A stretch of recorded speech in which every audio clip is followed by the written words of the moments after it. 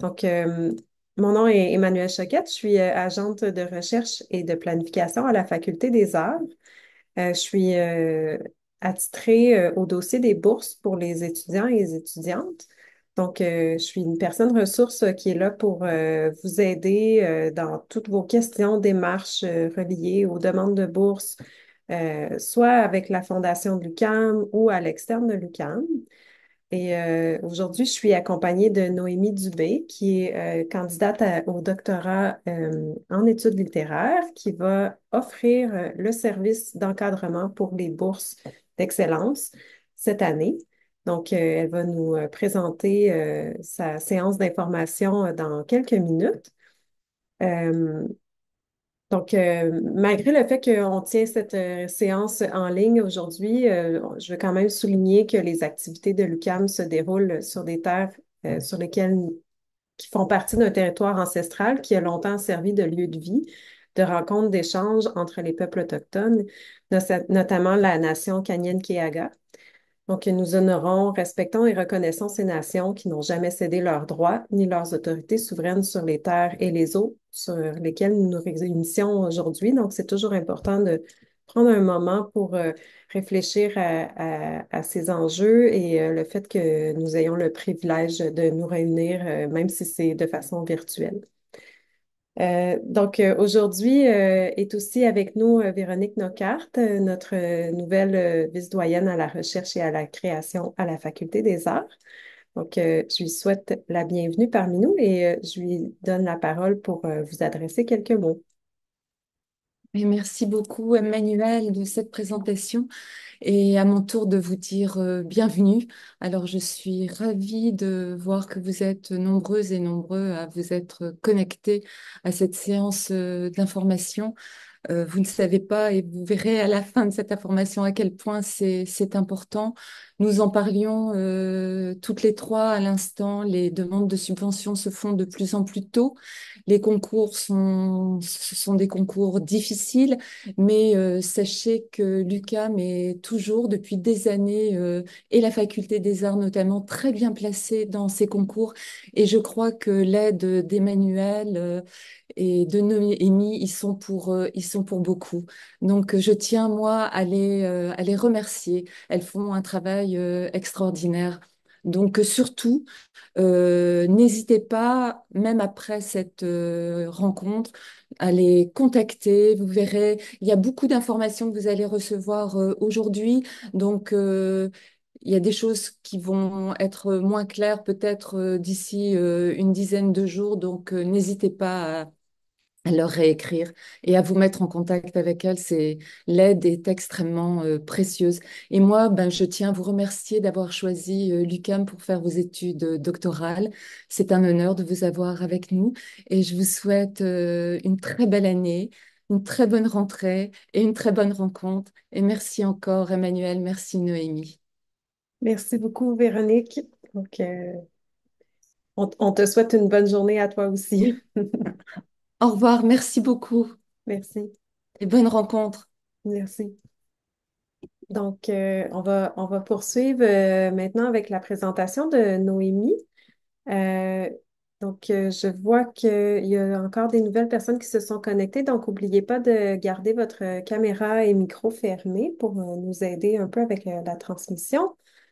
Euh, oui, voilà. Donc, je te cède la parole, Noémie. Tu peux y aller. Merci, Emmanuel. Je vais tout de suite commencer par faire un partage d'écran. Est-ce que vous voyez bien Oui, mon écran? ça marche. Super. Donc, je m'appelle Noémie Dubé. Bienvenue à cette séance d'information sur la préparation des demandes de bourse aux organismes subventionnaires CRSH et FRQSC. Euh, Comme l'a mentionné Emmanuel, je suis candidate au doctorat en études littéraires avec une concentration en études féministes. Et j'ai aussi obtenu les bourses de maîtrise en recherche du CRSH et du FRQSC et aussi la bourse d'études supérieures du Canada au doctorat, donc la bourse du CRSH pour le doctorat. Euh, donc, Pour commencer, je veux juste vous parler un peu de qu'est-ce que c'est le service qu'on offre, le service d'encadrement. En fait, c'est un service de consultation individuelle et de relecture commentée de vos différents documents à fournir dans le cadre de vos demandes de bourse. Et aussi, j'offre un soutien là, de manière plus générale dans la présentation de vos demandes, que ce soit pour répondre à des questions générales ou ponctuelles que vous avez, ou si vous avez besoin d'aide dans la rédaction d'une demande efficace, je peux vous aider au niveau de la structure, de la forme. Et aussi, j'ai compilé là, quelques exemples de demandes passées que je peux vous transmettre si jamais ça vous intéresse. Ce que le service comprend pas, cela dit, c'est du soutien technique pour les portails en ligne des deux organismes subventionnaires. Je peux pas non plus vraiment vous donner de conseils ou de recommandations sur le fond de votre projet parce que je suis pas une experte de vos différents sujets. Euh, donc pour ça, je vous invite à consulter votre direction de projet pour en discuter avec elle. Et finalement, si jamais vous avez besoin de clarification par rapport à votre admissibilité, euh, je vous recommande de contacter plutôt directement soit le service des bourses de l'UQAM ou encore les organismes subventionnaires directement, parce que c'est eux qui vont pouvoir vous éclairer par rapport à ça. Euh, à noter aussi que ce service-là que j'offre s'adresse à l'ensemble des étudiants et étudiantes de la Faculté des Arts, donc c'est beaucoup de monde. Donc, s'il vous plaît, je vous en conjure, n'attendez pas à la dernière minute pour m'envoyer vos documents ou vos questions. Euh, donc, si vous avez des documents qui sont dans une version pas tout à fait finale, n'hésitez pas à me les envoyer tout de suite pour qu'on ait plus de temps pour les relire ensemble, en discuter, puis les réviser. Et aussi, justement, à cause de la quantité quand même élevée de personnes à qui s'adresse ce service-là, je veux aussi juste vous dire qu'on a établi une limite de temps consacrée à chaque candidature qui correspond à peu près à 6 heures par candidature. Donc, ça reste encore en masse de temps pour les relectures et les révisions. Donc, rapidement, voici le plan de la séance qui va être consacré principalement là, à la présentation des deux organismes subventionnaires, CRSH et FRQSC, à leur portail, à leur critère d'admission et aux différents éléments qui composent une demande à ces organismes-là. Ensuite, je vais revenir rapidement sur les dates limites pour les demandes, vous proposer quelques petits trucs et astuces de rédaction et terminer en vous présentant différentes références et ressources pour vous aider dans la préparation de vos demandes. Et on va finir avec une période de questions. Donc, sans plus tarder, le CRSH, Conseil de recherche en sciences humaines du Canada, c'est le premier organisme subventionnaire, organisme fédéral, qui est en charge de 3 bourses, à savoir les bourses doctorales du CRSH, qui sont d'une valeur de 40 000 par année sur 1 à 3 ans. La durée et la valeur de la bourse sont déterminées en fonction du nombre de mois d'études à temps plein que vous avez complété dans votre programme au 31 décembre 2024. Ensuite, une autre bourse qui est offerte par le CRSH, c'est la BESCD, autrement connue sous le nom de Bourse d'études supérieures du Canada pour le doctorat. Donc, en fait, cette bourse-là est offerte aux meilleures candidatures dans le concours du CRSH. Donc, vous n'avez pas besoin de remplir un autre formulaire ou de construire une autre demande. Vous êtes automatiquement éligible à obtenir cette bourse-là dès que vous appliquez au CRSH. Pour l'instant, cette bourse-là est d'une valeur de 35 000 par année sur 3 ans. Cela dit, il y a des augmentations qui ont été annoncées là, pour les bourses au CRSH au niveau du doctorat et de la maîtrise.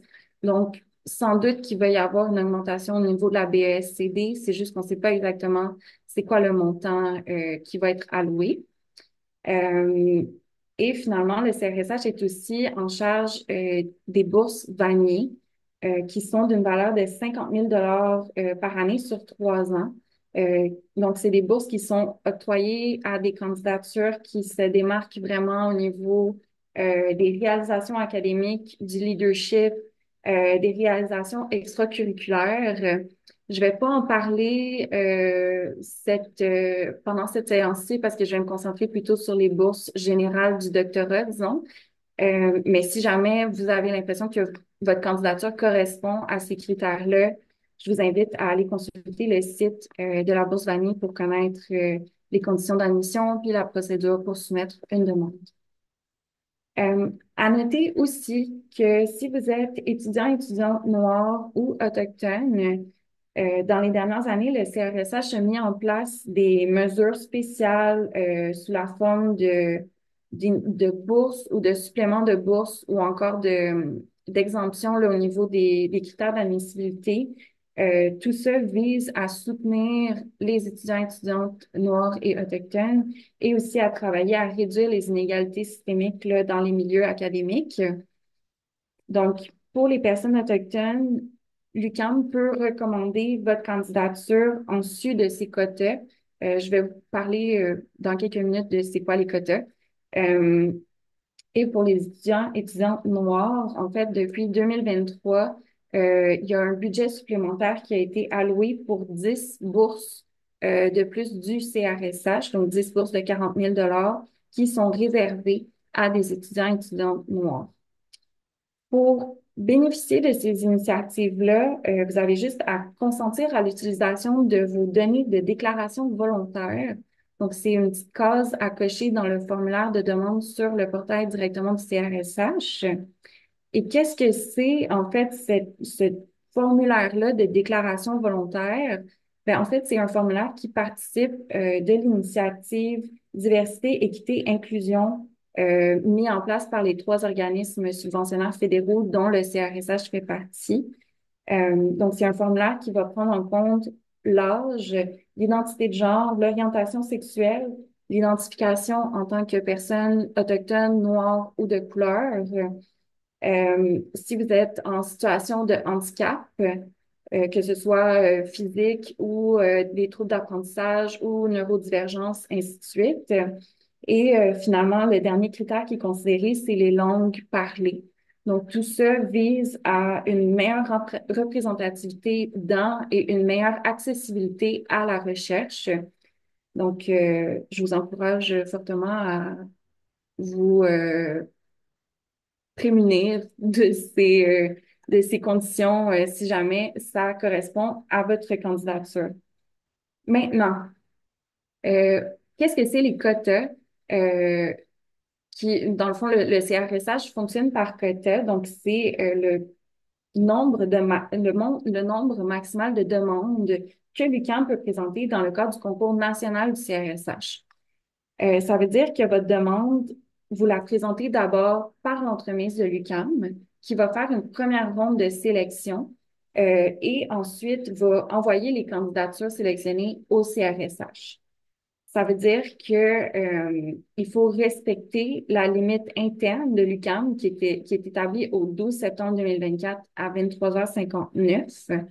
Sinon, votre candidature sera tout simplement pas envoyée au CRSH. Donc, vraiment important de déposer votre dossier avant le 12 septembre 2024. Maintenant, en ce qui concerne les critères d'admissibilité au CRSH, vous devez avoir la citoyenneté canadienne ou la résidence permanente ou le statut de réfugié. Vous devez ne pas aussi avoir déjà reçu une bourse doctorale d'un autre organisme fédéral ou pas non plus une bourse ou un supplément pour universitaires noirs et autochtones. Et finalement, vous devez avoir complété au plus, donc maximal, 48 mois d'études à temps plein dans votre programme doctoral. Euh, Donc, une session à temps plein correspond à 4 mois et une session à temps partiel correspond à 2 mois. Si jamais vous avez pris des sessions d'absence autorisées, que ce soit pour un congé parental, des congés de maladie, pour répondre à des obligations familiales majeures, ces mois-là d'absence ne sont pas comptabilisés dans le total des mois d'études, à condition, par contre, de fournir des pièces justificatives qui sont produites par l'UQAM et qui montrent que votre congé a été autorisé. Donc, si vous avez juste pris une session d'absence sans autorisation officielle, ben ces mois-là vont compter dans le calcul total. Euh, Maintenant, pour présenter votre demande, ça fonctionne en 2 étapes. Donc, la première, c'est de compléter le formulaire de demande sur le portail du CRSH qu'on va regarder ensemble dans quelques instants. Et la deuxième étape, c'est de remplir le formulaire de validation de bourse doctorale de l'UQAM. Donc, c'est un formulaire tout simple ici, vraiment pour vous identifier et pour signifier à l'UQAM que vous avez rempli une demande auprès du CRSH. C'est vraiment très, très important de remplir ce petit formulaire-là parce que sinon, votre dossier sera tout simplement pas considéré. Donc, s'il vous plaît, n'oubliez pas de remplir cette dernière petite étape. Maintenant, allons voir à quoi ressemble le portail du CRSH qui est divisé en 2 sections. Donc, la section curriculum vitae et la section formulaire pour vos demandes de bourse. Donc, si on clique ici sur le curriculum vitae, c'est vraiment assez simple, là. C'est des formulaires à remplir directement sur le portail. Euh, dans vos expériences de travail, vous pouvez inclure toutes les expériences qui sont pertinentes à vos études ou à votre projet de recherche. Donc, si vous avez des expériences en tant qu'auxiliaire de recherche, des expériences de mentorat, de monitorat, de correction, d'enseignement, des charges de cours, euh, vous pouvez les inscrire ici. Aussi, si vous avez des expériences de travail dans des milieux professionnels qui sont pertinents à vos recherches, vous pouvez les mentionner ici. Euh, Ensuite, dans la section prix et distinction, c'est là que vous allez détailler si vous avez obtenu des bourses, évidemment, mais aussi si vous avez obtenu des distinctions artistiques, même s'il n'y a pas de prix en argent qui est associé à ça, vous pouvez les écrire ici.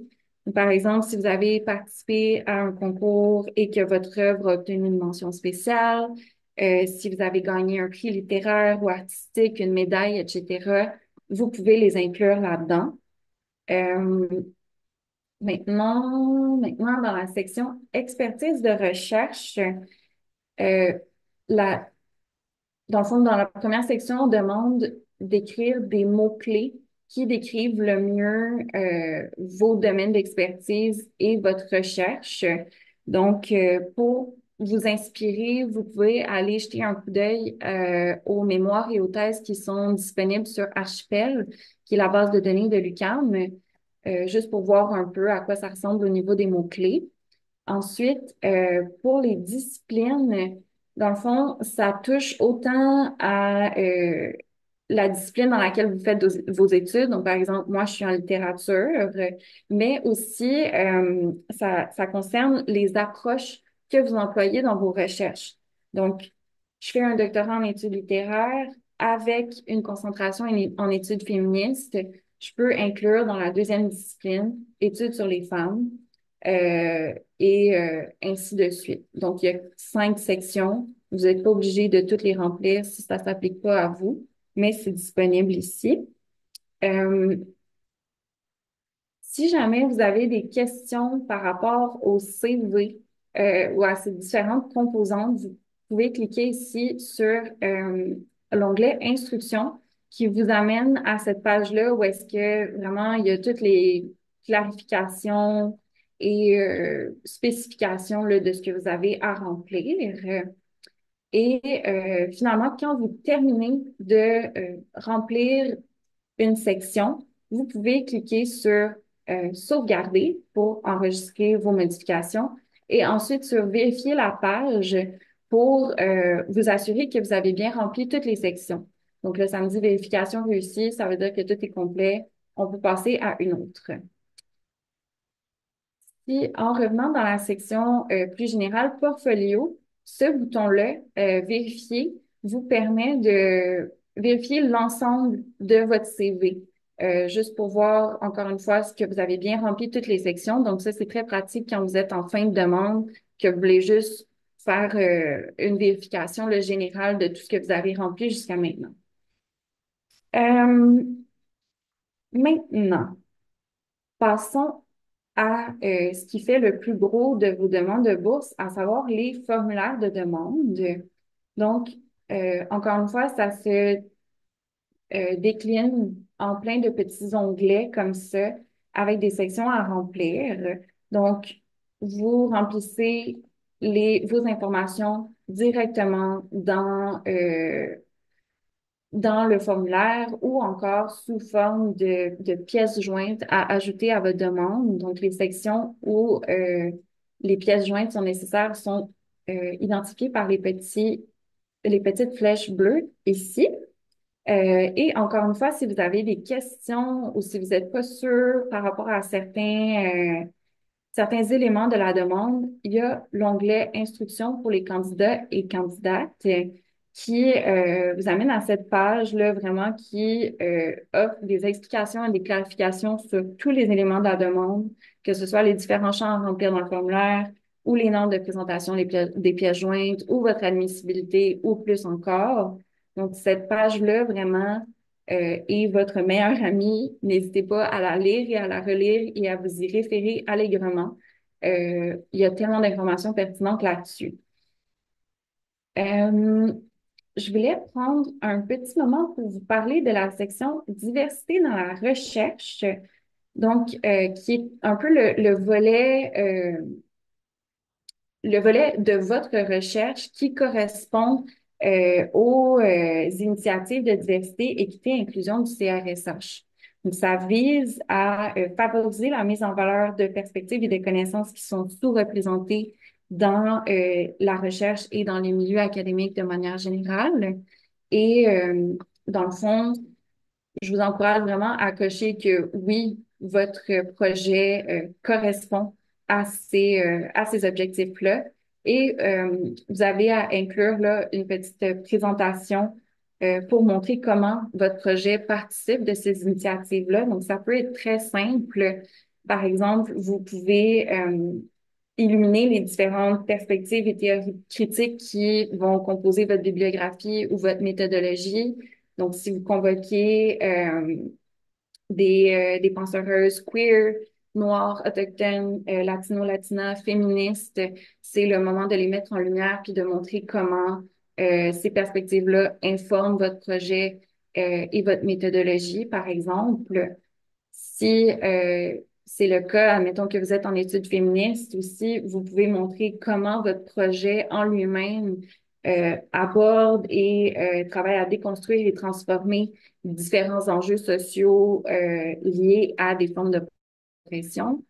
Et si jamais vous collaborez, mettons, avec des membres de communautés ou de groupes marginalisés dans le cadre de votre projet artistique, disons, ben vous pouvez comment expliquer comment IEL participe dans votre projet et aussi les potentiels bénéfices qu'IEL vont pouvoir tirer de votre recherche.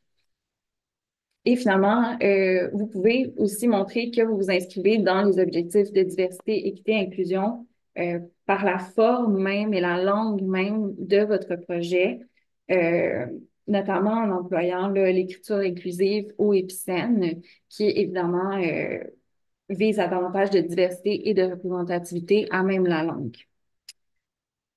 Maintenant,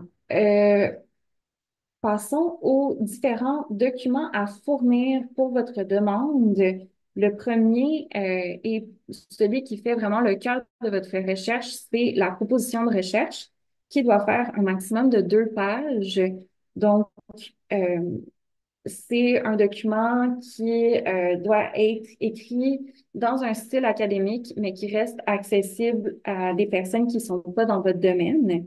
Parce que dans le fond, le comité de sélection sont des experts-expertes, mais peut-être pas nécessairement familières avec vos questions ou vos domaines de recherche spécifiques.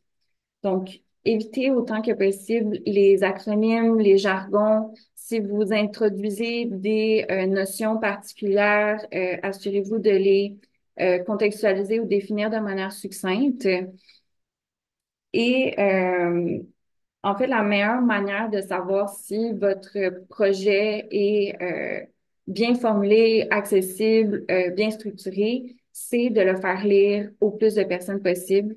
Donc, n'hésitez pas à demander à des collègues, mais aussi à des personnes qui sont pas dans votre domaine, à contacter des professeurs aussi qui pourraient vous aider pour leur demander de relire vos projets et réciproquement, n'hésitez pas à relire les projets de vos collègues aussi parce que l'entraide, c'est le fun, mais aussi parce que ça vous aide à apporter un regard neuf sur votre projet, à voir s'il est accessible, s'il est écrit d'une manière efficace, puis aussi à peaufiner là, tout ce qui est structure, vocabulaire, tournure de phrases, ainsi de suite. Donc, la proposition de recherche, au niveau de comment elle est structurée, on vous recommande de la diviser en trois sections qui sont, la première, c'est le niveau actuel d'études. Donc, dans cette section-là, vous allez parler de où est-ce que vous en êtes dans votre scolarité, dans l'avancement de votre projet, c'est quoi les exigences de votre programme, présenter aussi votre direction de projet. Euh, Ensuite, dans la deuxième section, qui est vraiment comme la partie centrale, c'est l'aperçu de votre projet. Donc, vous allez parler, tu sais, donner un contexte, parler de votre problématique, de vos questions de recherche, de vos objectifs, de votre méthodologie et de comment est-ce que votre projet contribue à l'avancement des connaissances.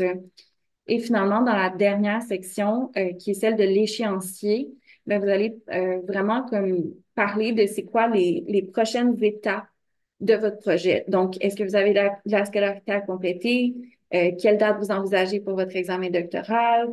Euh, Combien de temps vous prévoyez pour rédiger votre projet ou le mener à bien? Quelle date de dépôt et de soutenance vous envisagez? Euh, donc, c'est vraiment ici, l'objectif là, de cette section-là, c'est de montrer comment et en combien de temps vous planifiez réaliser votre projet.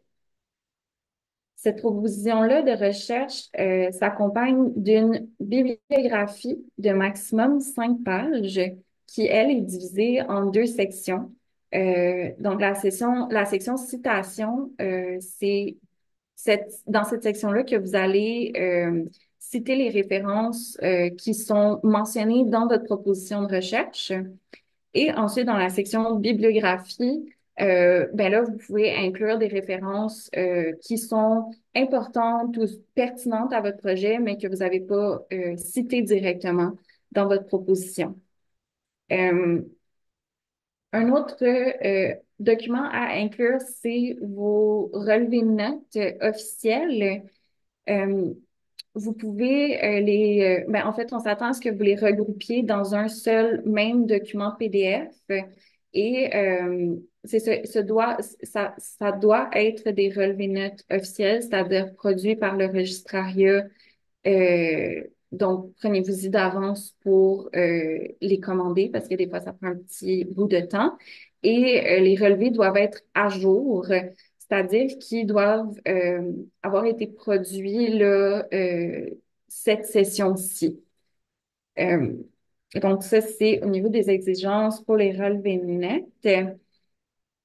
Ensuite, je voulais vous parler d'une des pièces jointes admissibles. Évidemment, il y en a beaucoup, là. Si jamais vous avez pris des congés ou vous faites des sessions à temps partiel, vous pouvez les inclure dans cette section-là. Mais je voulais vous parler d'une pièce jointe admissible qui s'appelle Circonstances spéciales, qui doit faire au maximum 1 page. Donc, c'est vraiment un document où vous pouvez parler des responsabilités ou des obstacles qui ont pu retarder ou influencer votre carrière académique ou professionnelle. Donc, si vous avez pris des congés, si vous entreprenez un retour aux études ou une réorientation de carrière, c'est l'endroit où en parler. Et si vous avez coché une ou plusieurs des cases qui correspondent aux différentes identités visées par l'initiative Équité, Diversité, Inclusion, et ou si vous êtes étudiant, étudiante étranger, étrangère, si vous êtes immigrant, immigrante ou réfugié, c'est aussi à cet endroit-là que vous pouvez parler des différents obstacles ou circonstances qui ont eu une incidence sur votre cheminement académique, professionnel et de comment vous y avez fait face. Euh, Maintenant, le prochain document s'appelle Contribution à la recherche, expérience et activités pertinentes. Donc, c'est un document qui doit faire au maximum 2 pages dans lequel vous listez vos expériences et réalisations les plus marquantes et ou les plus prestigieuses là, de votre parcours académique ou professionnel. Euh, en démontrant comment elles sont pertinentes pour vos recherches actuelles. Euh, donc, ça se décline en 2 sections. À la première, c'est contribution à la recherche, dans laquelle vous pouvez lister vos publications récentes dans des revues académiques ou artistiques, si vous avez donné des conférences ou des communications dans des colloques ou des journées d'études, si vous avez publié des livres, que ce soit des livres savants, disons, ou articles d'études, vous pouvez les lister là-dedans. Si vous avez écrit des articles de blog, des critiques de livres, d'expositions, de pièces, de films, si vous avez participé à des podcasts, tout ça, vous pouvez le lister tant que c'est pertinent là, pour votre projet actuel. Ensuite, dans la deuxième section, qui est celle de l'expérience et des activités pertinentes, c'est là que vous allez parler de vos expériences de travail dans le milieu académique. Donc, si vous avez des expériences d'enseignement, de mentorat, de tutorat, de correction, de guisière de recherche, de charge de cours, mais aussi, et ça, c'est bon pour les personnes qui sont en réorientation ou encore en retour aux études. Vous pouvez parler de vos expériences professionnelles dans d'autres milieux qui sont connexes à vos recherches. Donc oui, c'est ça, tant que ça reste pertinent à votre projet. Et aussi, si jamais vous avez organisé ou participé à des événements, que ce soit des colloques, des journées d'études, des festivals, des ateliers, des tables rondes, des vernissages, des soirées littéraires, tout ça peut être inscrit dans la section expériences pertinentes. Et pour ce qui est des activités, en fait, vous pouvez parler de vos implications scolaires ou parascolaires, que ce soit du bénévolat, de l'implication dans les milieux communautaires, du militantisme, si vous faites partie de groupes de recherche ou de comités de lecture, de revues ou d'associations étudiantes, ainsi de suite, de collectifs, vous pouvez en parler là-dedans. Donc, l'objectif de ce document-là, là, c'est vraiment de mettre en valeur comment les activités et expériences que vous listez vous ont permis d'acquérir des compétences et des connaissances utiles pour votre projet ou votre démarche actuelle ou de manière générale pour votre parcours universitaire. Donc, je vous recommande vraiment là, de remplir le plus possible les 2 pages qui vous sont allouées pour montrer que vous avez un CV bien fourni. Mais cela dit, choisissez quand même judicieusement vos réalisations. Des fois, less is more, disons. Euh, donc, c'est mieux de pas juste tout lister ce que vous avez fait, de choisir pour pas trop être redondante par rapport à votre CV et aussi pour avoir de la place pour détailler un peu comment les expériences et activités pertinentes que vous avez choisies euh, vous ont permis d'acquérir ces compétences-là. Donc, vous pouvez comme lister une expérience, mettre un petit 2, 3 phrases sur qu'est-ce que vous avez retiré de cette expérience-là, ensuite passer à une autre et ainsi de suite. Et je tiens quand même à souligner là, que l'implication, c'est une donnée importante dans l'évaluation des candidatures. Donc, je vous encourage vraiment à trouver des projets ou des initiatives qui vous intéressent le plus tôt possible dans votre parcours pour que votre CV universitaire soit représentatif de votre potentiel de recherche puis de votre implication dans différentes sphères académiques, professionnelles ou communautaires. Puis, si vous avez l'impression qu'il vous manque un peu d'expérience, vous pouvez répondre à des appels de texte ou à communication qui sont ouverts en ce moment parce que les publications, les réalisations à venir sont, sont admises dans ce document-là. Donc, voilà qui conclut pour ça. Ici, ce qui est identifié là, sous le nom de justification, c'est des petits documents que vous pouvez fournir, tout dépendant de si votre projet est éligible à des suppléments de bourse. Donc, à voir là, si votre projet correspond aux objectifs et critères de ces petits suppléments-là, vous pourriez obtenir un peu plus de financement. Euh, et pour terminer, le dernier élément de la demande au CRSH, c'est deux lettres de répondant-répondante, donc des lettres de recommandation. Euh, Vous avez seulement à remplir le nom de famille, prénom de la personne et à inclure son courriel, puis le CRSH va envoyer comme un message automatisé pour qu'elle ait accès au formulaire à remplir. Cela dit, c'est plus poli de demander aux personnes avant de juste leur envoyer un message automatisé du CRSH. Puis pour en fait les personnes que vous choisissez, je vous encourage vraiment à choisir des personnes qui vous connaissent bien vous et qui, de cette manière-là, peuvent donner une appréciation juste et pertinente et personnalisée de vos compétences, de vos recherches ou de votre démarche artistique. Donc, généralement, c'est bien vu d'avoir une lettre de recommandation de votre direction parce que cette personne-là est censé vous connaître bien, vous, en tant que personne, connaître bien votre projet et peut aussi se porter garante de votre potentiel de recherche. Et pour la deuxième lettre, ça peut être une prof, une chargée de cours avec qui ça a cliqué éventuellement à un moment ou un autre de votre parcours, ou encore ça peut être une personne avec qui vous avez travaillé et qui évolue dans un milieu professionnel là, qui est connexe à vos recherches ou pertinent, disons.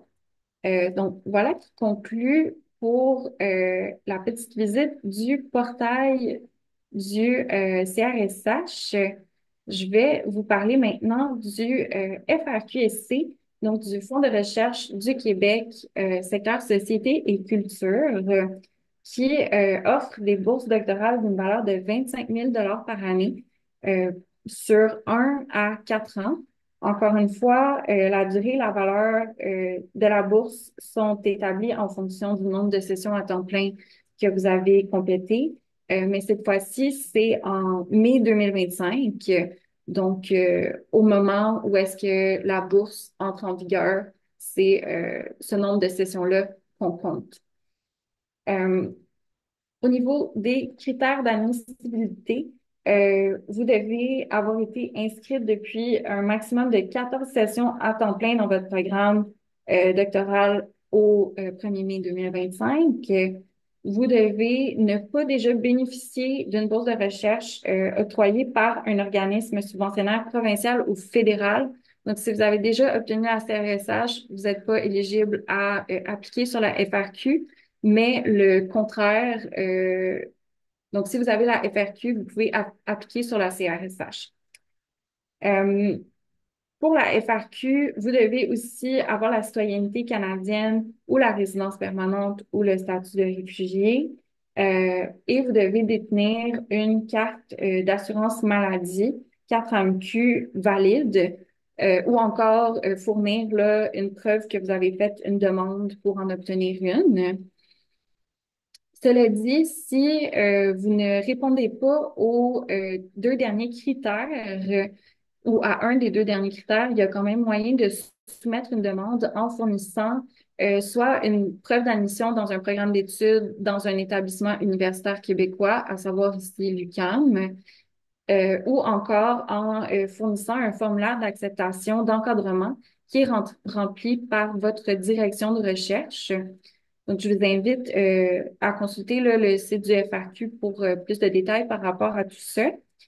Euh, Puis un autre élément à noter là, pour les demandes au FRQ, c'est que si vous êtes une personne qui a retardé ou interrompu ses études, que ce soit pour un congé parental, des obligations familiales majeures, congé de maladie, ou encore à cause d'une situation de handicap, encore une fois, pas seulement handicap physique, euh, vous êtes éligible à demander une prolongation de votre période d'admissibilité aux bourses ou encore à demander une exemption des règles relatives à la période d'admissibilité.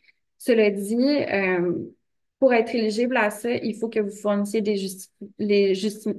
pardon, les documents justificatifs requis par le FRQ. Et à la lumière de ces documents-là, le FRQ va déterminer la longueur de la prolongation ou si vous êtes éligible à une exemption.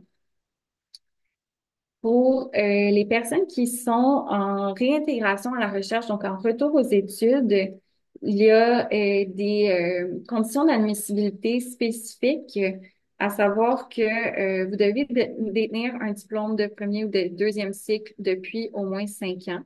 Vous devez ne pas avoir été inscrite dans un programme d'études supérieures depuis au moins 5 ans, mais vous pouvez être inscrite en ce moment-là à votre programme pour lequel vous faites une demande, évidemment. Et finalement, vous devez ne pas avoir obtenu de crédit universitaire depuis au moins 5 ans. Donc, tout programme confondu. Euh, Maintenant,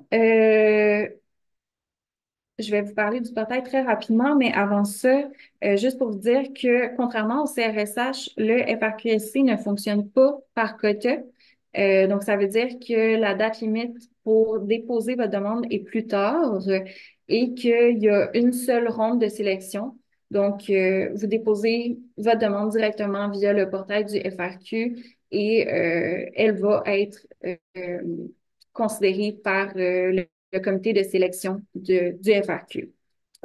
Maintenant, allons voir à quoi ressemble le portail du FRQ.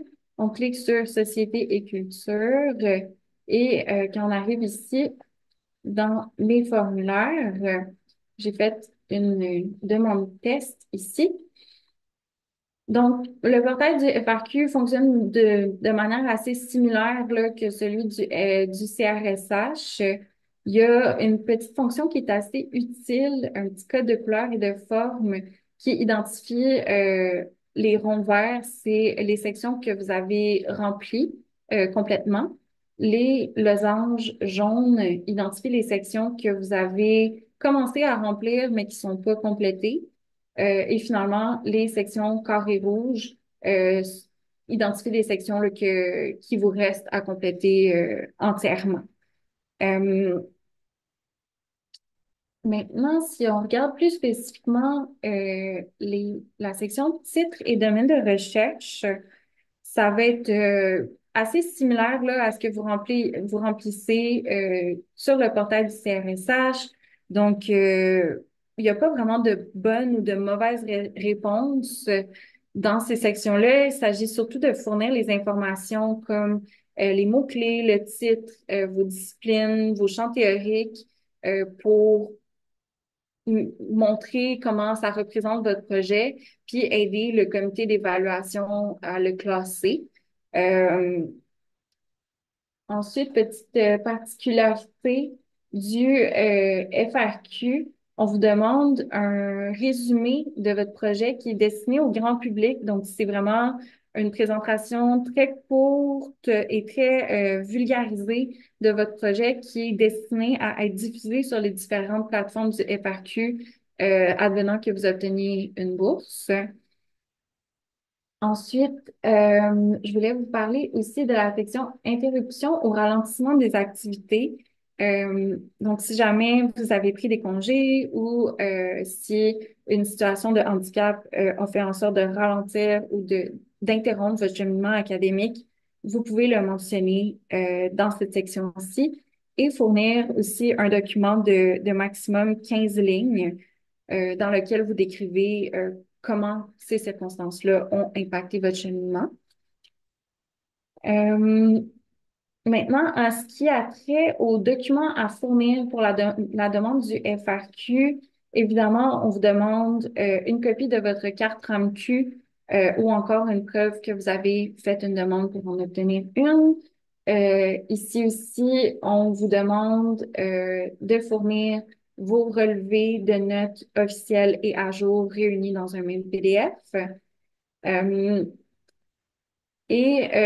Ici, c'est où est-ce que vous incluez votre projet de recherche qui, lui aussi, est divisé en 3 sections, comme pour la demande du CRSH, sauf que les sections varient un petit peu. Donc, pour le FRQ, la première section, c'est la section problématique, où est-ce que vous offrez un résumé de votre projet, contexte, questions de recherche, méthodologie, ainsi de suite. La deuxième partie, c'est une section qui est intitulée Originalité du projet ou contribution à l'avancement des connaissances, où est-ce que vous montrez en quoi votre projet se démarque de ce qui a été fait auparavant, c'est quoi les bénéfices et applications possibles de votre recherche tant dans le milieu académique que ailleurs. Et finalement, ici aussi, une section échéancier, là, où est-ce que vous parlez des prochaines étapes de votre projet, puis de la période que vous prévoyez pour les compléter. Attention, pour le FRQ, la bibliographie doit être de maximum 1 page comparativement aux 5 pages du CRSH. Donc, c'est vraiment une très courte bibliographie qui se résume pas mal aux ouvrages cités dans votre présentation de projet. Euh, Ensuite, il y a aussi un petit document de 1 page que vous pouvez inclure qui s'appelle Présentation intégrée du parcours. Donc, c'est ce document-là, c'est l'équivalent un peu d'une lettre de présentation. Donc, vous pouvez vous y présenter là, en tant qu'humain, humaine et tisser des liens, en fait, entre vos expériences de vie, vos recherches, les circonstances qui ont influencé vos choix d'orientation, de cheminement, de formation académique. Et par exemple, là, vous pouvez parler de comment votre positionnalité informe votre sujet de recherche ou votre démarche artistique euh, ou votre perspective en tant que chercheuse ou artiste. Et aussi, si vous avez pris des congés, si vous faites un retour aux études, une réorientation, ou si vous avez rencontré une quelconque forme de défi ou d'obstacle dans votre cheminement, ce document-là permet de fournir la contextualisation par rapport à ça, puis de montrer comment votre parcours atypique vous outille et vous distingue en tant que chercheuse. Euh, Maintenant, le FAQ a aussi un document là, qui s'appelle Expérience pertinente et réalisation, qui doit faire un maximum de 4 pages. Donc, comme pour le CRSH, c'est un document dans lequel vous listez vos expériences et implications là, professionnelles, communautaires, académiques, que ce soit payé ou pas. Euh, donc, tant que c'est des expériences et implications qui sont pertinentes à votre projet et qui représentent bien votre potentiel de recherche. Donc, dans la section réalisation, vous pouvez inclure des publications qui sont parues ou à venir, des expositions. Si vous avez organisé des événements, vous pouvez en parler là. Euh, Cela dit, petite spécificité, pardon, pour le FRQ. Si vous mentionnez des publications à venir, vous devez obligatoirement fournir des preuves d'acceptation des éditeuristes. Donc, si vous avez répondu à un appel de texte ou à communication, vous pouvez juste faire une capture d'écran de l'accusé de réception, puis l'inclure dans le document intitulé Accusé de réception des éditeurs. Et petit, euh, petit élément aussi, il n'y a pas de lettre de recommandation à fournir pour le FRQ. Donc, c'est une chose de moins à penser. Voilà qui conclut le petit tour d'horizon par rapport au portrait du FRQ. Je vais passer rapidement sur les dates limites. Donc, pour le FRQSC, les dates limites sont le 1er octobre 2024 à 16 heures ou 15h59. Et pour le CRSH et la Bourse Vanier, la date limite interne de l'UQAM, encore une fois, est le 12 septembre 2024 à 23h59.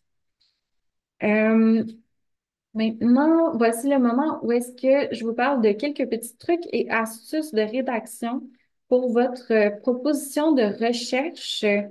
Euh, Tout d'abord, prévoyez du temps pour préparer votre demande, la faire relire, la modifier, la réviser. Habituellement, on propose de s'y prendre à peu près une session avant celle où vous souhaitez postuler. Euh, Axez votre demande sur la recherche ou sur le développement de connaissances, euh, même si vous êtes en recherche-création, parce que ultimement, les organismes subventionnaires sont des organismes de recherche. Euh, et pour votre proposition de recherche, là, vous pouvez prendre ou en fait la structurer en identifiant vos paragraphes en fonction des sections mentionnées dans les instructions. Donc, en leur donnant des noms comme objectifs de recherche, questions de recherche, problématiques, méthodologie, contribution aux connaissances, ainsi de suite. Euh, Évidemment, choisissez un style de référence et s'il y a lieu, un style d'écriture inclusive et tenez-vous-y. C'est très important, surtout dans la bibliographie. Ça montre que vous êtes rigoureuse dans votre méthode de rédaction. Euh, Ensuite, pour sauver un petit peu d'espace, parce que ça reste des documents qui sont assez succincts, je vous recommande de prioriser la paraphrase plutôt que les citations en guillemets qui prennent un petit peu plus de place.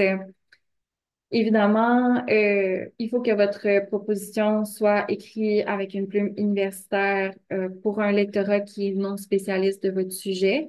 Mais cela dit, n'hésitez pas quand même à écrire au jeu, surtout si vous êtes en recherche-création, parce que dans le fond, souvent, on nous apprend que pour avoir un style rigoureux ou académique, ben ça nécessite qu'on mette notre subjectivité en arrière-plan. Mais dans le cas de démarche ou de réflexion artistique ou de recherche-création, ben votre perspective est aussi importante que les connaissances que vous convoquez. Donc, n'hésitez pas à vous situer, vous, en tant que personne. Euh, Toujours par rapport au résumé de projet, trois mots-clés, précision, clarté, cohérence. Essayez d'employer un style clair et direct, de prioriser des phrases courtes plutôt que alambiquées, et aussi de reprendre le vocabulaire des sections objectifs, questions de recherche pour démontrer comment elles s'actualisent concrètement dans votre projet. Donc, vous pouvez formuler en disant, mettons, mon projet interroge ceci. Ces objectifs sont les suivants, ainsi de suite. Euh, je vais pas vous lire les petits exemples parce que il me manque un petit peu de temps, mais on va pouvoir vous partager là, ce PowerPoint-là si jamais vous en avez besoin. Euh, Aussi, par rapport à ça, là, pour la section méthodologie, si vous avez déjà une idée de vos grands axes ou thématiques de recherche, voire même de votre division en chapitres, vous pouvez les mentionner ici parce que dans le fond, ça permet de faire ressortir la structure de votre projet. Puis ça vous donne aussi une manière d'introduire de manière claire et succincte vos penseuses clés ou les notions clés de votre projet.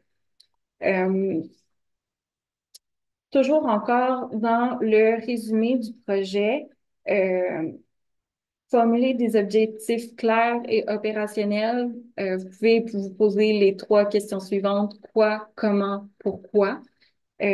Donc, par exemple, en disant l'objectif de cette séance d'information est de familiariser les candidats et candidates avec les portails électroniques des organismes subventionnaires pour maximiser leurs chances de financement.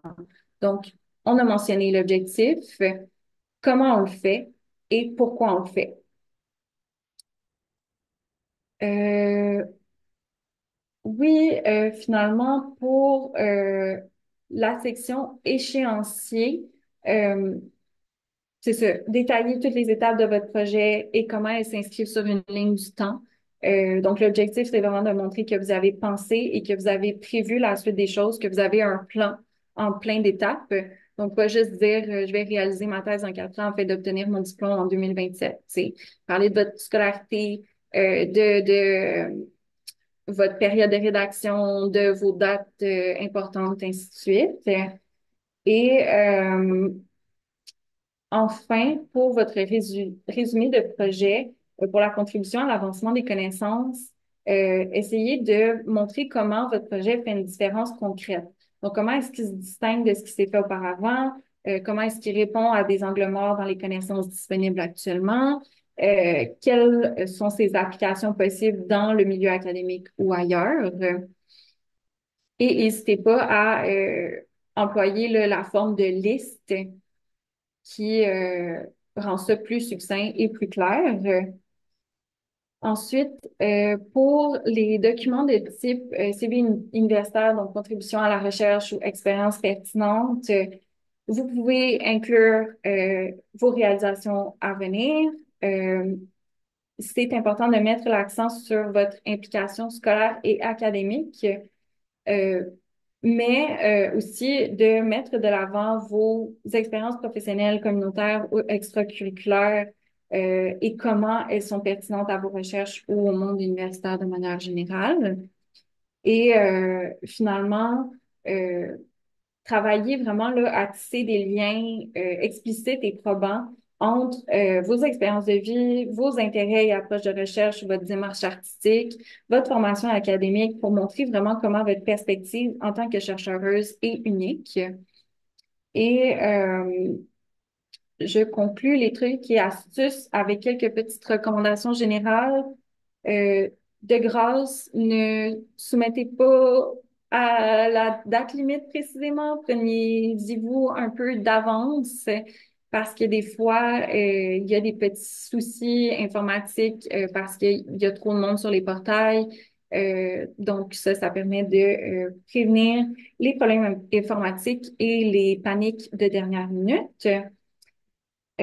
Aussi, prenez tout l'espace alloué là, pour les différents documents à fournir, vraiment pour montrer que vous avez un CV bien rempli, que vous êtes compétent, compétente et impliqué dans votre cheminement académique et vos recherches, et aussi pour montrer que vous avez un projet qui est bien construit, bien réfléchi. Euh, Si vous êtes éligible à soumettre aux deux organismes, je vous encourage chaudement à le faire. Une fois que la demande CRSH est terminée, vous pouvez la télécharger en version PDF, faire du copier-coller dans celle du FRQ pour gagner du temps. Attention, cela dit, là, il y a des petites variations au niveau des nombres de présentation puis des différentes sections des documents à fournir. Mais dans tous les cas, si vous soumettez deux candidatures, ça fait juste doubler vos chances d'obtenir du financement. Donc, je vous le recommande.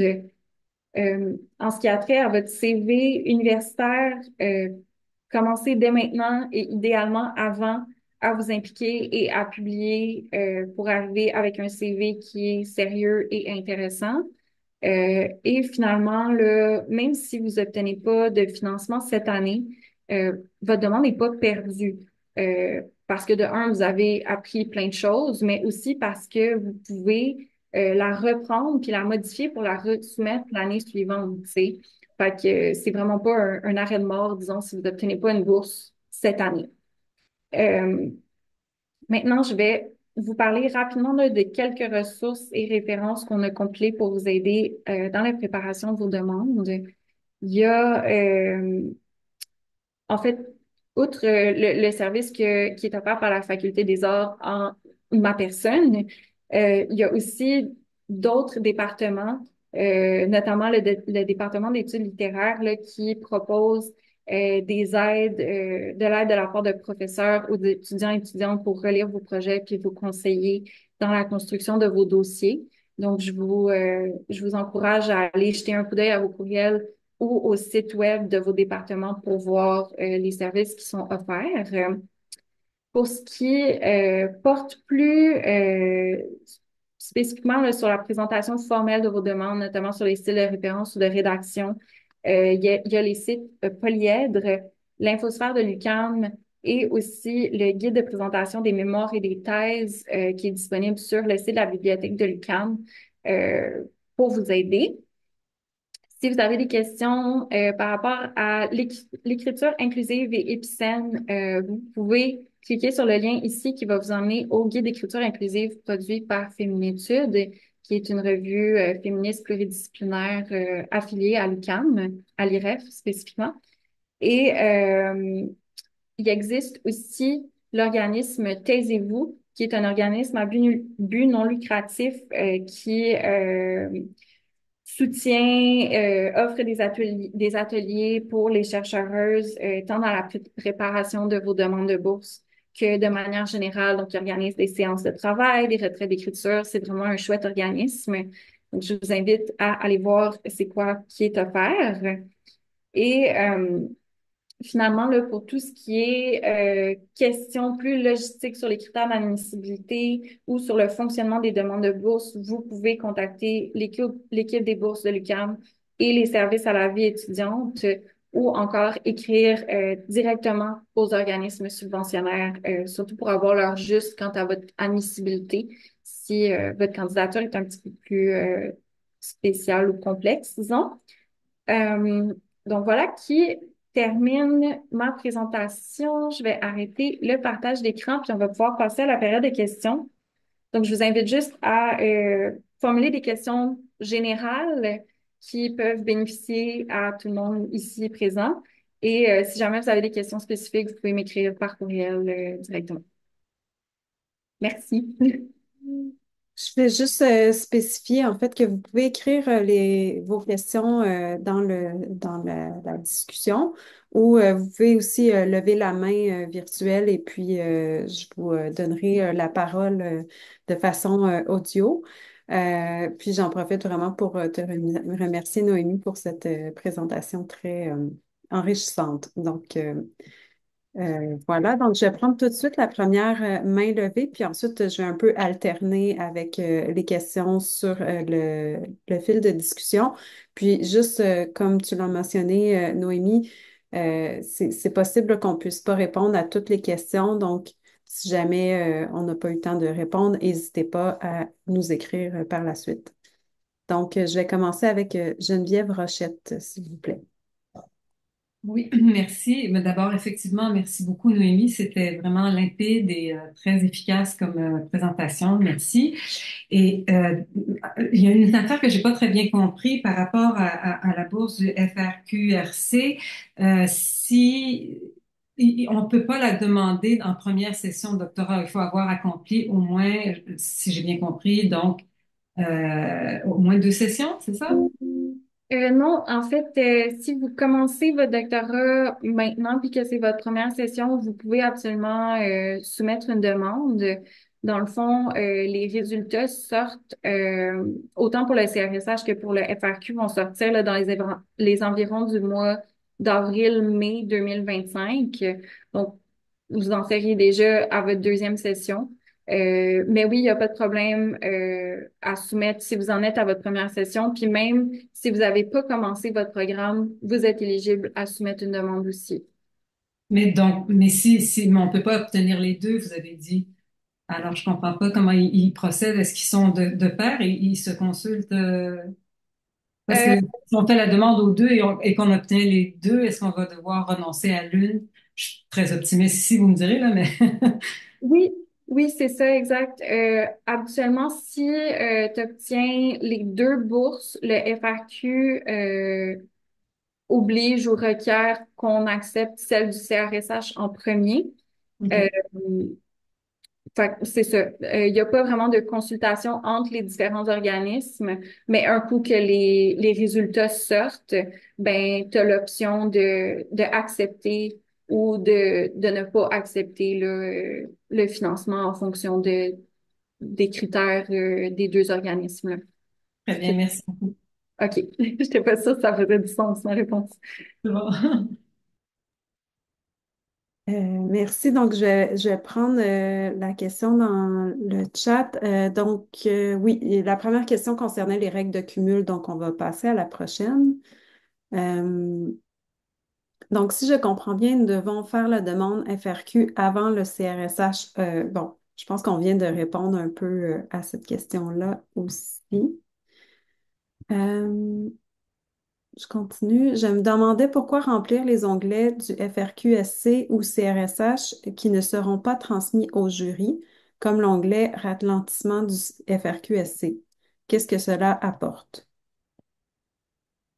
Ah, c'est une bonne question. Je pense que c'est probablement pour évaluer votre admissibilité, puis si vous êtes éligible à différentes c'est ça, mesures là, au niveau de voyons, les critères là, de prolongation pour l'admissibilité à la demande ou d'exemption et tout.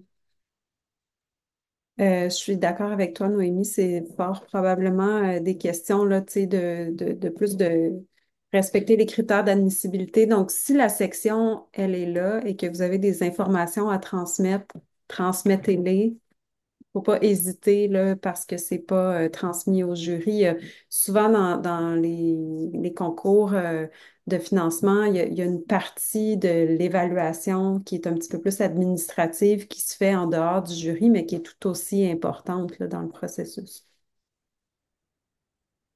Je vais y aller avec Vicky Grondin. Salut! Bonjour. Est-ce que vous m'entendez? Oui. Ok. Euh, j'ai plusieurs questions, mais la première, c'est que le CRSH a augmenté ses bourses de 20 000, comme a doublé en fait. Puis, je me demandais si vous étiez au courant, est-ce que cette augmentation-là réduit le nombre de projets choisis? Est-ce que c'est le même fonds? Dans le fond, c'est juste que chaque enveloppe est plus élevée ou il y a autant de bourses qui sont données, mais elles sont à 40 000 parce que finalement, elles suivent l'inflation. Oui, deuxième option. Donc, OK, cool. même quantité de bourses qui sont disponibles, c'est juste que les montants ont augmenté. Parfait.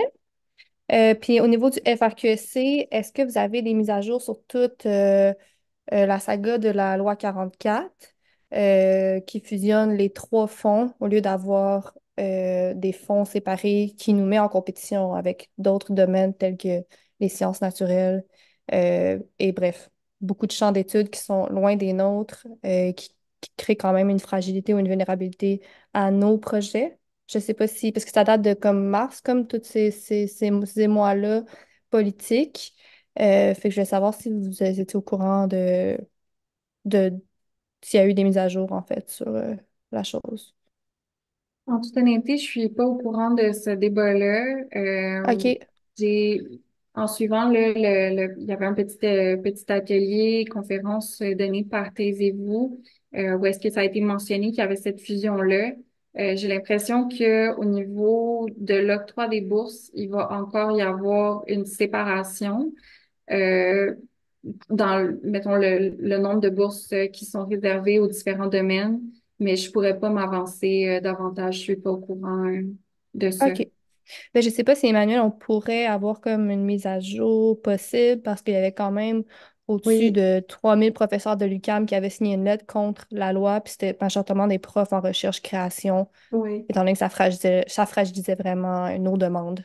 Oui, je peux voir à faire un suivi à ce sujet-là, mais comme Noémie, moi j'ai l'information que j'ai là, c'est que pour l'instant, les demandes sont quand même évaluées par domaine avec des experts par domaine. Donc, c'est sûr que là, après, il y a des enjeux plus politiques et à plus long Mhm, terme là, qu'on connaît pas encore. Mais mhm. j'entends le commentaire, puis je vais vérifier ce que je peux avoir comme information de notre côté. Parfait, merci. Parce que c'est ça, une des choses qui avait été relevée, c'est Oui. qu'on partageait dorénavant la même enveloppe financière, en fait, au lieu de trois enveloppes financières différentes. C'était bref, des trucs importants qui avaient été soulevés par le syndicat des professeurs de l'UQAM. Fait que j'étais juste curieuse, mais merci, Emmanuel, pour ta réponse. De rien. Sinon, une de mes autres questions, c'était euh, est-ce que c'est possible de trouver euh, les bourses obtenues dans les années précédentes, comme au départ, comme les bourses qui ont été, en fait, les projets qui ont été choisis? Est-ce que c'est des statistiques qui sont publiques, Mais il y a des comme statistiques, pour les mais concours? il y a pas les noms des personnes ou les noms des projets. Mais tu sais, on peut savoir combien de demandes ont été acceptées OK, tu sais, par domaine, OK. mais on peut pas connaître le détail des projets, là, malheureusement. OK, non, mais c'est pas grave. Dans le fond, ma question, c'était de savoir combien de projets avaient été pris au départ au dernier concours. J'ai pas nécessairement l'information précise. OK, En fait, ce qui arrive, c'est qu'on peut obtenir l'information, mais elle nous est transmise d'une façon aucunement triée. Donc, OK, c'est énormément de travail là, tu sais, pour aller extraire ces statistiques-là. Donc, je l'ai pas par programme. OK, OK. Puis c'est-tu possible d'avoir accès à ça ou pas Euh, nécessairement? ben, il faudrait que je vérifie si c'est possible de partager OK. là. Si tu veux, on pourra être en contact par courriel Ouais. par la suite. Parfait, merci beaucoup. Je vais continuer avec une question dans la conversation. Donc, est-ce que j'ai bien compris que les relevés de notes officielles pour des études antérieures émis lors d'années passées ne seraient pas valides? Oui, oui, c'est ça. Il faut les produire pour qu'ils soient à jour là, de cette session-ci, malheureusement. Oui, effectivement. Puis, c'est pas à négliger parce que des fois, c'est le genre de choses, de petits détails là, qui peut faire que la demande n'est pas admissible, même si tout le reste est bien complété. Donc, malheureusement, il faut quand même se soumettre à ça. Elena Daka? Je voulais juste, pardonnez-moi, c'est moi qui ai posé la question. Je voulais juste m'assurer que c'est vrai pour les deux organismes. Oui. OK, merci. Oui. Pendant un temps, il y avait comme le CRSH acceptait les relevés non officiels, mais là, je suis retournée dans les instructions, puis ça mentionne vraiment ce prérequis-là.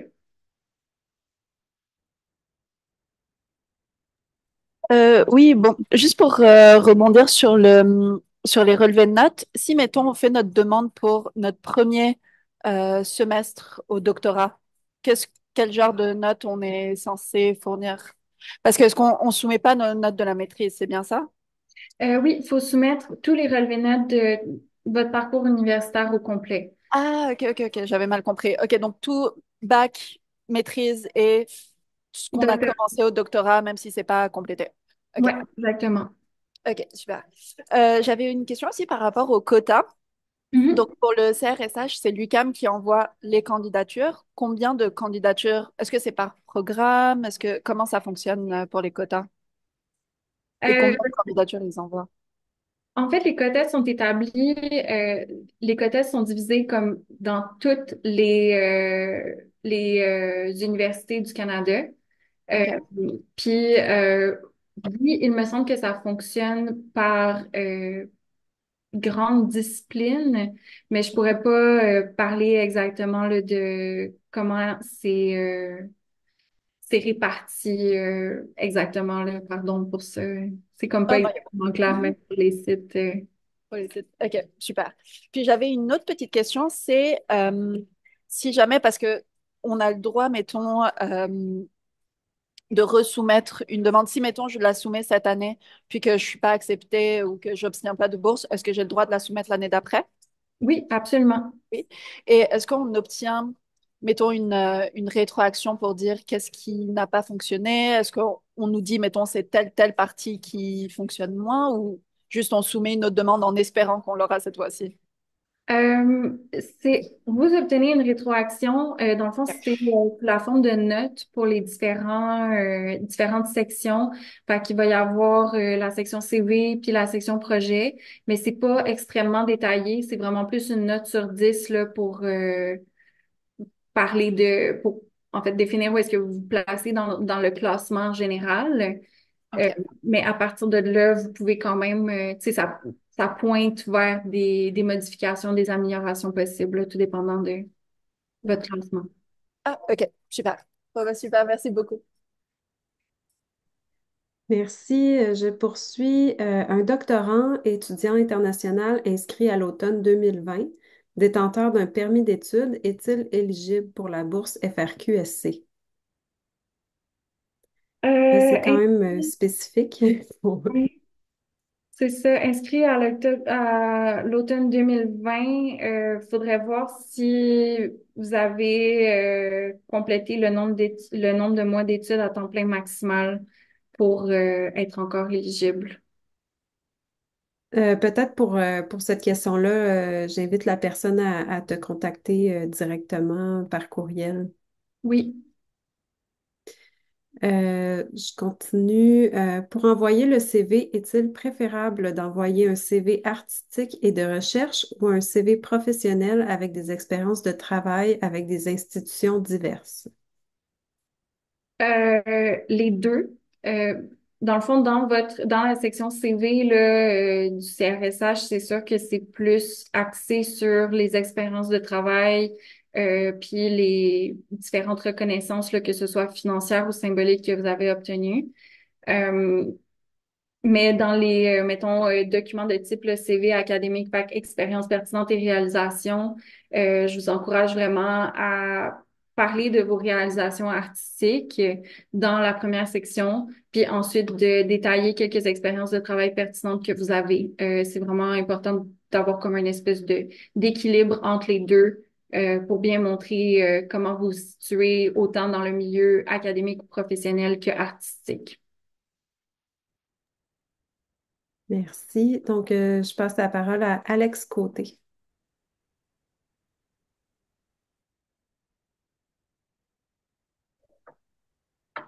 Oui, bonjour, vous m'entendez bien? Oui. Ok, super.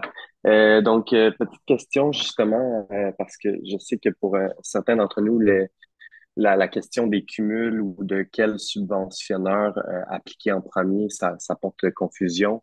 Moi, je termine la maîtrise cette année, mais mon plan est de commencer dès l'automne suivant le doctorat au départ.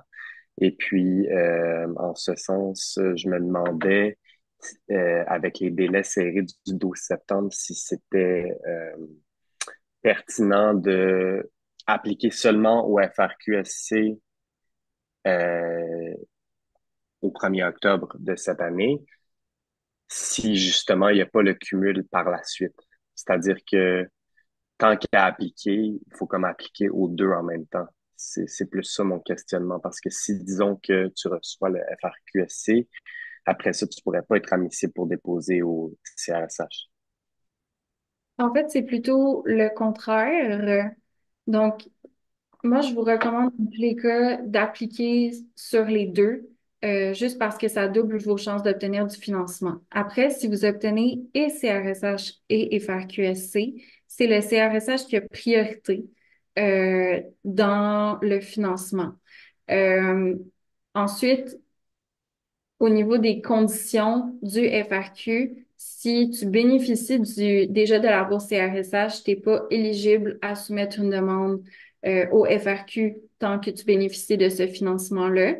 Mais admettons que tu termines ton financement avec la CRSH, puis que tu es encore éligible au niveau euh, c'est mois à temps plein, Mhm. maximaux et ainsi de suite, ben là, tu serais éligible à soumettre une demande au FRQ et éventuellement obtenir du financement. C'est juste que ce financement-là va être d'une durée, pardon, plus limitée. Euh, c'est ça, en regard des autres critères d'admissibilité. Est-ce que ça clarifie? Pas tout à fait. Dans le fond, est-ce qu'il n'y a pas de cumul possible? C'est ça? Euh, Non. non, c'est ça, je pense pas. C'est l'un ou l'autre. Oui, Bon, OK, parfait. C'est juste cette clarté-là que je cherchais. Donc, c'est vraiment l'un ou l'autre. Puis, dans le cas où tu avais les deux, le CRSH, Ah, évidemment, les montants sont supérieurs. Donc, oui, a priorité. c'est ça, Parfait. exactement. Merci. Comme il y avait plusieurs questions de cet ordre-là, je vais les passer un peu parce que je pense qu'on en a, ça devient plus clair. On me demande ici, est-ce que le FRQSC demande des lettres de recommandation et si oui, combien? pas de lettre de recommandation nécessaire pour le FRQ. Super. Euh,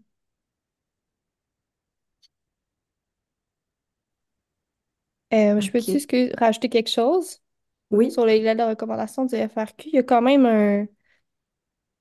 un espèce de programme, ben pas programme, mais un genre de document dans lequel nos directions doivent remplir des questions d'habileté comme si nos directions sont les bonnes personnes pour notre projet, puis pour quelles raisons elles le sont. Mais ça, je pense que c'est envoyé automatiquement, comme le CRSH, sur le portail. J'en parlais ce matin avec ma directrice, c'est pour ça que je me permets. Donc oui, il y a comme une implication de la ou des directions dans notre demande au FRQ, mais c'est vraiment pas la même, c'est pas le même document que ces personnes-là remplissent euh, au FRQ qu'au CRSH. oui, c'est beaucoup plus succinct, là. C'est vraiment comme un formulaire avec des questions précises là, c'est ça, pour justifier un peu la pertinence de cette direction dans le cadre de vos recherches. Mhm. Pardon, c'était peut-être pas clair. Ben, c'est parce que c'est ça, c'est pas nommé non plus comme une lettre de recommandation à proprement parler, mais c'est vrai qu'il faut quand même souligner que, tu sais, quand vous commencez ces demandes-là, tu sais, comme Noémie l'a mentionné à plusieurs reprises, c'est vraiment important de se prendre d'avance parce que il y a des choses des gens qui sont sollicités dans ce processus-là, puis c'est la rentrée pour tout le monde. Tout le monde est un peu débordé, donc les dates arrivent vite. Donc, c'est pour ça aussi qu'il faut vraiment se prendre d'avance parce que ça serait dommage, tu sais, que vous arriviez à la fin du processus, puis parce qu'il manque une lettre ou un formulaire qui n'a pas été rempli par votre direction, par exemple. C'est dommage, tu sais, de manquer la date limite avec ces raisons-là. Donc, on vous recommande vraiment de leur en parler aussi, là, tu sais, de leur dire que ça s'en vient pour pas qu'ils soient surpris aussi par ça. Euh, est-ce, est-ce qu'il y avait d'autres questions de vive voix? Je vois pas d'autres mains levées pour le moment. Là, je vois un commentaire concernant les relevés de notes dans une session questions et réponses ce matin. Je suppose qui était donnée par l'UQAM, par le service des bourses. On me dit pour le CRSH, par le service, oui, c'est ça. C'est une session donnée par le service des bourses de l'UQAM pour le CRSH. Et la personne disait qu'il était possible de prendre des relevés officiels papier des programmes universitaires terminés que l'on numérise, car ils n'ont pas changé depuis. Mais que celui de notre programme actuel doit être récent et il doit mentionner qu'on est inscrit à la session d'automne. Euh, je pense que oui, effectivement, c'est ça. Tu sais, dans le fond, c'est les relevés récents qu'on demande, c'est vraiment aussi pour montrer que la personne est inscrite justement là, à la session qui est en cours. Mais merci pour ces clarifications, j'en prends bien note. Mais c'est ça, ça concerne vraiment juste les programmes qui sont terminés. Mhm. Je vois pas. Ah, j'ai entendu que tu as des modèles de demande que nous pouvons consulter. Oui, oui, j'ai contacté collègues et amis qui ont accepté de me donner leur demande de bourse passée à titre d'exemple. Donc, vous pouvez me contacter par courriel, puis ça va me faire plaisir de vous les transmettre. Ça va être une ressource bien populaire, j'ai l'impression. Je vois pas d'autres questions. On arrive vraiment à la fin là, de notre session. Donc, encore un immense merci, Noémie. On reste disponible, toi et moi. Donc, vraiment, n'hésitez pas à vous prévaloir des services d'encadrement. C'est extrêmement utile. Ça va vraiment vous aider dans votre processus. L'équipe des bourses aussi est disponible vraiment pour beaucoup de questions là, vraiment liées à l'admissibilité, au relevé de notes, toutes des choses qui sont un petit peu plus techniques. Donc, n'hésitez vraiment pas à les contacter aussi. On va vous envoyer le PowerPoint. Donc, vous allez avoir comme l'ensemble du contenu, les liens aussi que vous allez pouvoir consulter.